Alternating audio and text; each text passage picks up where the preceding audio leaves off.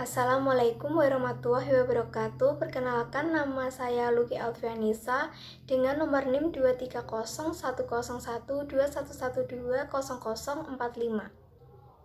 Perkenalkan, nama saya Bagas Nugroho dengan NIM 230101211300067. Perkenalkan, saya Wiwi Dwi Wardani dari kelompok 2 dengan NIM 230101211200002. Perkenalkan, nama saya Vanisha Listianingsih dengan NIM 23011210121120034. Assalamualaikum warahmatullahi wabarakatuh. Perkenalkan, nama saya Senope Wiwaji dari kelompok 2 praktik statistika dengan NIM 2301012114030. Assalamualaikum warahmatullahi wabarakatuh. Perkenalkan, nama saya Diva Izadi dengan NIM 230101211200006. Di sini saya dan teman-teman dari kelompok 2 akan menjelaskan mengenai materi yang ada pada laboratorium 7, yaitu mengenai uji hipotesis. Uji hipotesis sendiri merupakan suatu pengujian apakah rata-rata yang ada sesuai dengan ataupun lebih dari maupun kurang dari suatu pernyataan yang ada. Uji hipotesis ini juga dilakukan untuk mengambil kesimpulan apakah hipotesis yang ada dapat diterima ataupun ditolak. Nah, untuk memahami bagaimana uji hipotesis ini, mari kita simak penjelasan dari teman-teman kita berikut ini. Pada kesempatan kali ini saya akan menjelaskan mengenai materi uji Z. Jadi, uji Z menurut Nasution 2017 yaitu salah satu contoh metode dari statistika parametrik yang digunakan untuk mengetahui rata-rata suatu populasi yang sama dengan lebih kecil ataupun lebih besar sesuai hipotesis yang telah ditetapkan. Kemudian prosedur dalam uji Z itu terdiri dari yang pertama menentukan formulasi hipotesis, yang kedua menentukan taraf nyata alfa dari tabel, yang ketiga menentukan kriteria pengujian, kemudian menentukan nilai uji statistik, dan yang terakhir yaitu penarikan kesimpulan. Syarat-syarat dalam uji Z meliputi yang pertama menggunakan sampel acak sederhana, kemudian simpangan baku pada populasi itu diketahui, yang ketiga sampel berasal dari populasi yang berdistribusi normal atau ukuran sampel besar N lebih dari 30. Di dalam uji Z itu terbagi menjadi dua, yaitu uji Z satu pihak dan uji Z dua pihak. Uji Z satu pihak itu meliputi dari penentuan hipotesis, kemudian rumusan statistika uji Z satu pihak dan juga keterangannya, kemudian dilanjut dengan kriteria pengambilan kesimpulan dan juga kesimpulan. Dalam uji Z dua pihak itu terdiri dari penentuan hipotesis, kemudian rumusan statistika uji Z dua pihak dan juga keterangannya, kemudian kriteria pengambilan kesimpulan dan juga kesimpulan. Untuk lebih lanjutnya akan dijelaskan mengenai pembahasan soal. Nah, teman-teman, di sini aku akan menjelaskan mengenai contoh soal uji Z satu pihak. Proses pembuatan barang rata-rata menghasilkan 15,7 unit per jam. Hasil produksi memiliki varians 2,3. Metode baru diusulkan untuk mengganti metode yang lama jika rata-rata per jam menghasilkan paling sedikit 16 buah. Untuk menentukan apakah metode diganti atau tidak, metode baru dilakukan uji coba sebanyak 20 kali dan ternyata rata-rata per jam menghasilkan 16,9 buah. Pengusaha bermaksud mengambil resiko 5% untuk menggunakan metode baru apabila metode ini rata-rata menghasilkan lebih dari 16 buah. Apakah keputusan pengusaha? Nah, di sini dapat kita ketahui bahwa 15,7-nya ini sebagai mu. Kemudian varians ini 2,3 ini adalah tau kuadrat. Jadi kalau nanti kita mau nyari standar deviasi, kita harus mengakarkan 2,3 ini. Kemudian ada 20 kali sebagai n. Ternyata rata-rata menghasilkan 16,9 buah sebagai x bar. Kemudian 5%. Ini sebagai alfa. Nah, di sini sudah diringkas ya teman-teman tentang apa-apa saja yang diketahui. Kemudian membuat hipotesis. Untuk H0-nya berarti mu sama dengan 16, rata-rata metode baru paling banyak adalah 16 buah, dan H1 mu lebih dari 16, rata-rata metode baru lebih dari 16 buah. Nah, kemudian perhitungan statistiknya kita menggunakan rumus ini.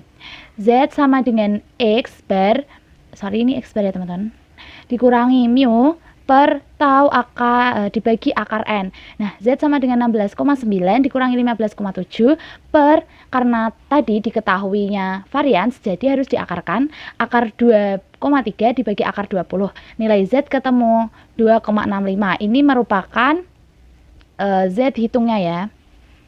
Z hitungnya.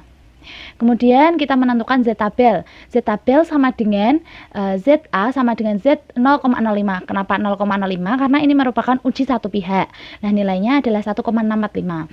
Dalam kriteria pengambilan keputusan, kita akan menerima H0 jika Z hitung kurang dari Z tabel, dan kita akan menerima H1 atau menolak H0 jika Z hitung lebih dari Z tabel. Nah, karena Z hitungnya 2,65 dan Z tabelnya 1,645, maka Z hitung ini lebih besar dari Z tabel. Untuk itu, kita menerima pernyataan H1. Nah, kesimpulannya H1 ya, teman-teman, ini salah, H1. Mu itu lebih besar dari 16, rata-rata metode baru lebih banyak dari 16 buah. Kesimpulannya, metode baru mampu menghasilkan produk lebih banyak dari 16 buah. Jadi, pengusaha akan menggunakan metode baru. Sekian, terima kasih. Di sini saya akan membahas soal tentang uji Z dua pihak. Contoh soal 1. Sebuah pabrik pembuat bola lampu pijar merek A menyatakan bahwa produknya tahan dipakai selama 800 jam dengan standar deviasi 60 jam. Untuk mengujinya, diambil sampel sebanyak 50 bola lampu. Ternyata diperoleh bahwa rata-rata ketahanan bola lampu pijar tersebut adalah 792 jam. Pertanyaannya, apakah kualitas bola lampu tersebut sebaik yang dinyatakan pabriknya atau sebaliknya? Menjawab. Yang pertama, menentukan hipotesis dulu, yaitu H0. Rata-rata ketahanan bola lampu pijar tersebut sama dengan yang dinyatakan oleh pabriknya. Dan kemudian H1, rata-rata ketahanan bola lampu pijar tersebut tidak sama dengan dinyatakan oleh pabriknya. Kesimpulannya adalah nilai Z dapat diperoleh dari tabel 1. Maka nilai Z adalah nilai pada perpotongan A baris 0,02 di tengah 0,005, yaitu 1,2. Untuk diketahui bahwa nilai Z adalah tetap dan tidak berubah-ubah, berapapun jumlahnya, nilai Z adalah 1,96 dan nilai Z sama dengan 1,659. Di sini saya akan membahas soal tentang uji Z dua pihak. Contoh soal 1. Sebuah pabrik pembuat bola lampu pijar merek A menyatakan bahwa produknya tahan dipakai selama 800 jam dengan standar deviasi 60 jam. Untuk mengujinya, diambil sampel sebanyak 50 bola lampu. Ternyata diperoleh bahwa rata-rata ketahanan bola lampu pijar tersebut adalah 792 jam. Pertanyaannya, apakah kualitas bola lampu tersebut sebaik yang dinyatakan pabriknya atau sebaliknya? Menjawab. Yang pertama, menentukan hipotesis dulu, yaitu H0. Rata-rata ketahanan bola lampu pijar tersebut sama dengan yang dinyatakan oleh pabriknya. Dan kemudian H1, rata-rata ketahanan bola lampu pijar tersebut tidak sama dengan dinyatakan oleh pabriknya. Kesimpulannya adalah nilai Z dapat diperoleh dari tabel 1. Maka nilai Z adalah nilai pada perpotongan A baris 0,02 di tengah 0,005, yaitu 1,2. Untuk diketahui bahwa nilai Z adalah tetap dan tidak berubah-ubah, berapapun jumlahnya, nilai Z adalah 1,96 dan nilai Z sama dengan 1,659.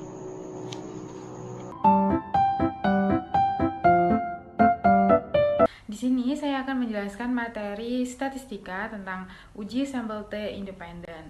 Sebelumnya, Independent sample test ini atau uji sampel T independen itu merupakan sebuah metode yang digunakan untuk membandingkan rata-rata dua kelompok yang tidak saling berpasangan. Artinya berpasangan sendiri ini adalah penelitian yang dilakukan untuk dua subjek sampel yang berbeda. Prinsip pada pengujian ini yaitu dengan melihat perbedaan variasi kedua kelompok data, sehingga ketika kita akan melakukan pengujian, kita harus mengetahui dulu apakah data tersebut varian yang sama atau varian yang berbeda. Nah, untuk kriteria dari data pengambilan uji sampel independen ini ada dua, yaitu yang pertama data dua sampel bersifat independen atau datanya berbeda. Kemudian sampel acak berasal dari distribusi normal. Nah, selanjutnya untuk kriteria data pengambilan keputusan ini ada dua. Yang pertama, HO diterima ketika T hitung kurang dari tabel. Sebaliknya jika HO tidak diterima atau ditolak ketika T hitung lebih dari tabel. Untuk rumus pengujian uji T ini ada dua, yaitu varian yang sama dan juga varian yang berbeda. Nah, untuk varian yang sama rumusnya adalah T sama dengan X bar 1 dikurangi X bar 2 akar SP kali 1 per N1 plus 1 per N2. Atau kalau sudah digabungkan itu rumusnya menjadi T sama dengan X bar 1 min X bar 2 akar N1 min 1 kali S1 pangkat 2 ditambah N2 min 1 kali S2 pangkat 2 dibagi N1 ditambah N2 dikurangi 2 dikali 1 per N1 ditambah 1 per N2. Untuk varian yang berbeda memiliki rumus T sama dengan X bar 1 min X bar 2 dibagi akar dari S1 pangkat 2 per N1 ditambah S2 pangkat 2 dibagi N2.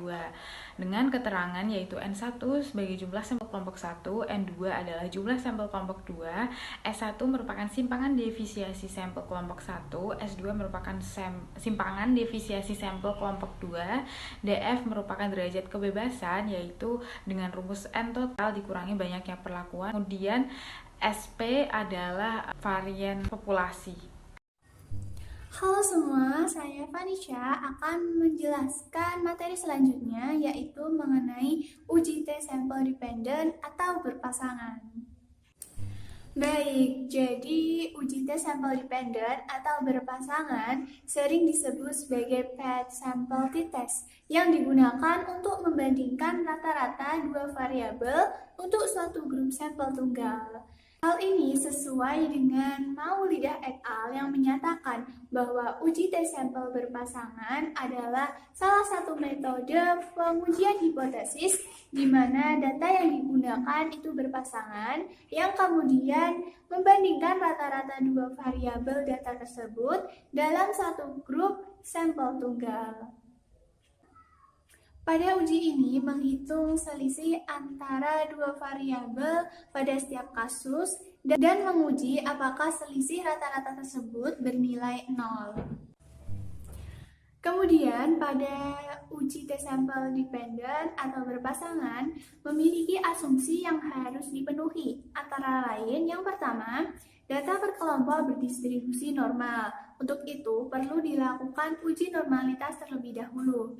Kemudian, kedua kelompok data dependen atau saling berhubungan atau berpasangan. Karenanya, sampel yang digunakan itu haruslah sama. Kemudian, jenis data yang digunakan adalah numerik atau kategorik, yaitu berupa dua kelompok. Kemudian yang terakhir, yaitu tidak ada outliers. Rumus dari uji T sampel dependent atau berpasangan itu sendiri yaitu T sama dengan D1 bar per simpangan baku D kali akar N, di mana rumus dari simpangan baku D itu sama dengan akar dari sigma D1 dikurangi D1 bar pangkat 2 per N dikurangi 1, di mana D1 bar yaitu rata-rata deviasi atau selisih sampel sebelum dan sampel sesudah.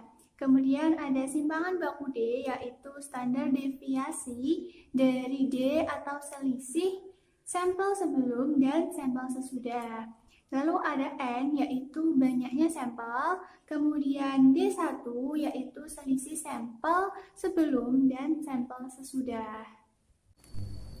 Nah, selanjutnya di sini ada langkah-langkah dalam uji tes sampel dependen atau berpasangan. Yang pertama yaitu tentukan hipotesis nol dan hipotesis alternatif terlebih dahulu. Kemudian tentukan tingkat signifikasi. Kemudian selanjutnya uji varian. Kemudian hitung nilai T dan DF. Dan bandingkan nilai T hitung dengan tabel T. Kemudian langkah terakhir yaitu pengambilan keputusan hipotesis. Nah, itulah materi yang dapat saya sampaikan mengenai uji tes sampel dependen atau berpasangan. Contoh soal uji T independen.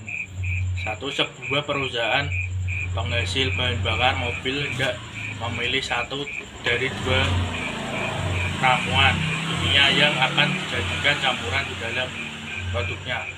Rumusan tersebut adalah RDX dan lain-lain. Untuk memutuskannya, Departemen Riset perusahaan tersebut mengadakan penelitian untuk menguji referensi penggunaan bahan bakar setelah diberikan kedua campuran tersebut. Dalam penelitian ini digunakan 2 buah mobil yang memiliki karakteristik yang homogen. Dari 20 mobil, 10 diantaranya diberikan bahan bakar dengan campuran RDX dan 10 mobil sisanya diberi bahan bakar dengan campuran dan lain-lain. Ke-20 mobil kemudian dijalankan oleh 20 orang pengemudi dengan kemampuan pengemudi yang homogen pada suhu lintasan tertentu. Dengan memberikan 1 liter bahan bakar untuk setiap mobil, jarak tempuh 10 mobil yang diberikan bahan bakar bercampur RDX dan 10 mobil dengan bahan bakar yang bercampur DLL. Kemudian dicatat data jarak tempuh atau dalam kilometer, disajikan pada tabel berikut. Langkah-langkah untuk menyelesaikan kasus ini adalah: pertama, yang diperhatikan dalam kasus ini: 1. Sebanyak 20 mobil yang memiliki karakteristik homogen digunakan. 2. 20 mobil tersebut kemudian dibagi menjadi 2 grup, yaitu grup untuk mobil dengan bahan bakar RDX dan grup untuk mobil dengan bahan bakar DLL. 3. Kedua grup saling bebas satu sama lain. 4. Penelitian tidak dapat memiliki informasi mengenai ragam populasi dari data kedua grup. Sebelum lanjut, kita periksa apakah data di atas menyebar normal atau tidak. Apabila tidak menyebar normal, maka uji T 2 sampel tidak tepat diterapkan. HO sama dengan data penyebaran normal. H1 sama dengan data tidak penyebaran normal. Hasil uji normalitas data dengan menggunakan statistik uji Euler-Fromm atau Kolmogorov-Simnov disajikan di bawah ini, atau A sama dengan 0,05 diuji asumsi kenormalan data RDX. Euler-Fromm atau Kolmogorov-Simnov. Normality test data RDX D sama dengan 0,1354. P volume sama dengan 0,8688. Uji asumsi kenormalan data DLL. Euler-Fromm atau Kolmogorov-Simnov. Normality test data DLL D sama dengan 0,143. P flow sama dengan 0,8133. Kesimpulan uji normalitas data RDX dan DLL adalah terma HO karena P-flow lebih besar 0,05 atau kedua data menyebar normal. Perlu kita tahu bahwa di atas layak dianalisis dengan uji T2 sampel independen karena 1. Kedua data menyebar normal. 2 sampel tersebut bersifat independen karena RDX tidak dipengaruhi atau tidak berhubungan dengan DLL. 3. Penelitian tidak memiliki informasi mengenai ragam populasi dari kedua sampel. Sampel untuk HO berarti rasio dengan ragam populasi dari kedua sampel adalah 1. Hasil ujinya disajikan sebagai berikut. Uji F untuk membandingkan dua data varian RDX dan DLL. F sama dengan 04084, num DF sama dengan 9, dpon DF sama dengan 9, P-flow sama dengan 0,984. Hipotesis alternatif rasio varian yang benar tidak sama dengan 1,95 derajat. Interval kepercayaan 0,1014400,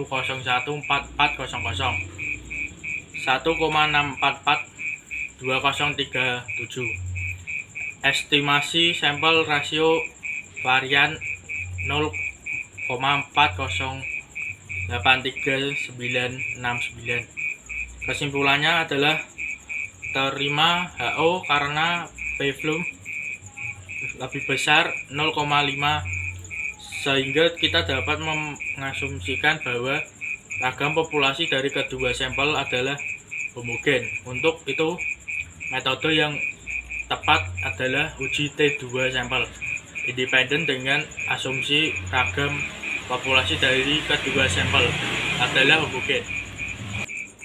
Melakukan analisis data dengan uji T2 sampel independen. Hipotesis HO sama dengan rata-rata RDX min rata-rata DLL sama dengan 0. H1 sama dengan rata-rata RDX kurangi rata-rata DLL sama dengan 0. Atas HO rata-rata RDX sama dengan rata-rata DLL. H1 rata-rata RDX sama dengan rata-rata DLL. Untuk HO berarti rata-rata RDX sama dengan rata-rata DLL. Hasil analisis data tersebut, data RDX dan DLL, T sama dengan 1,7803, DF sama dengan 18, nilai P sama dengan 0,09192. Hipotesis alternatif, perbedaan rata-rata yang sebenarnya tidak sama dengan 0. Interval kepercayaan 95%, min 0,20493187, 0,01693187. Perkiraan sampel rata-rata kali rata-rata Y sama dengan 5.238,5332. Output di atas menunjukkan bahwa terdapat cukup bukti yang menyatakan bahwa rata-rata jarak tempuh mobil dengan bahan bakar bercampur RDX dan DLL berbeda. Dengan kata lain, rata-rata jarak tempuh mobil berbahan bakar RDX dan DLL tidak berbeda nyata. Pada taraf nyata 5%. Perbedaan nilai rata-rata jarak tempuh mobil tersebut adalah berbahan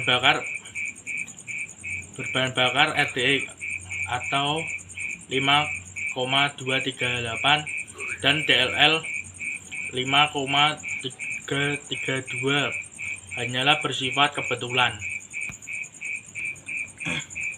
2. Uji T independen. 1. Terdapat data sampel yang terdiri dari 10 pasien pria mendapatkan cat amlodipine dengan donasi 6,5 mg.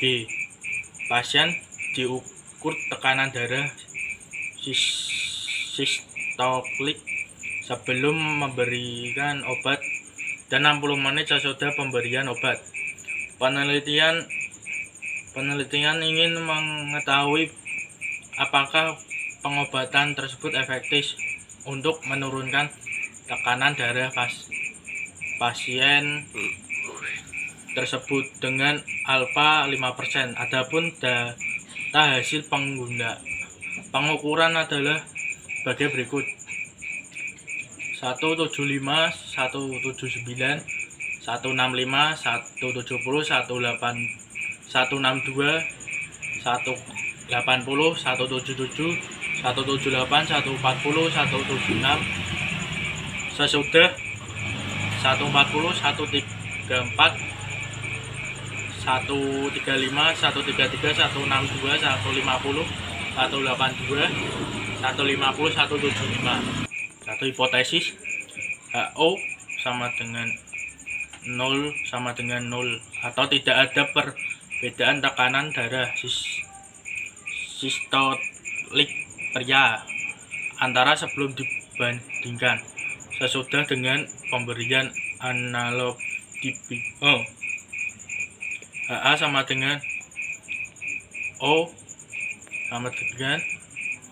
atau tidak perbedaan tekanan darah sistolik setelah diberikan analisis dibandingkan sebelumnya diberikan obat. 2. Statistik uji T dan sampel berpasangan atau uji T sampel dependent perhitungan diperoleh O sama dengan min 35, min 36, min 30, min 37, 0, min 30, 5, min 28, 35, min 16. Rata-rata 17,2. S sama dengan akar F. S sama dengan akar 3 atau kurung D1 min D1 atau kurung akar pangkat 2 per N1. S sama dengan 23,62, N sama dengan 10, T sama dengan 0 per S akar N sama dengan min 17,2 per 23,62 akar 10 sama dengan min 17,2 per 23,62 per 3,163 sama dengan min 17,2 per 7,469 sama dengan min 2032. 2. Daerah kritis DF sama dengan N-1 sama dengan 10 min 9 dengan A sama dengan min. Daerah kritis DF sama dengan N-1 sama dengan 10 min 9 sama 10 min 1 sama dengan 9 dengan rata-rata dengan akar sama dengan 5% sama dengan 0,5. Titik persentase distribusi T atau kurung DF sama dengan 1 min 40 seperti contoh tabel berikut. Keputusan karena kurung T hitung sama dengan 2,302 lebih besar dari T tabel kurung 1,83 kurung, maka HP ditolak. Kesimpulan, tekanan darah sistolik setelah pemberian amlodipine terbukti bermakna atau signifikan berbeda dibandingkan sebelum pemberian amlodipine. Setelah mendengarkan penjelasan dari teman-teman kita tadi, dapat disimpulkan bahwa pengujian hipotesis dapat dilakukan dengan uji Z dan uji T, di mana uji Z sendiri dibagi menjadi dua, yaitu uji Z satu pihak dan juga uji Z dua pihak, dan juga uji T dibagi menjadi dua, yaitu uji T dependen dan juga uji T independen. Di mana dari hasil pengujian menggunakan cara-cara tersebut, kita dapat menarik kesimpulan apakah suatu hipotesis dapat diterima ataupun ditolak. Sekian dari kelompok kami, terima kasih. Wassalamualaikum warahmatullahi wabarakatuh.